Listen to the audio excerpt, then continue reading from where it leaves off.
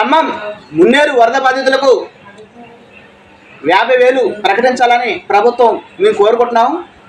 అలాగే కరుణాగిరి, రాజీవ్ గురుకల్ప, నాయుడుపేట, జలగనగరు, బొక్కలగడ్డ, మోతినగరు, దానవేగూడెం, ప్రకాష్ నగర్ వీళ్ళందరూ కూడా వరద బాధితులకి వెంటనే కుటుంబానికి 50,000 ప్రకటించాలని మేము కోరుకుంటున్నాం. ఈరోజు దీక్ష 209వ రోజు. మహాత్మా గాంధీ గారి వేషధారణతో నిరాహార దీక్ష చేస్తున్నాను. అన్నం తినట్లేదు మిత్రులారా, ఓన్లీ ఆకలి తింటున్నాను. ఖమ్మం ప్రజలు నన్ను ఓడగొట్టినా సరే వాళ్ళ మీద నాకు ఎలాంటి కోపము విభేదాలు లేవు మిత్రులారా.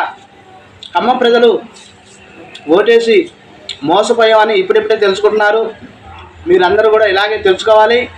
2023లో పాలేరు అసెంబ్లీ ఎన్నికల్లో నేను పోటీ చేశాను, ఓడిపోయినాను. మీ అందరికీ తెలుసు.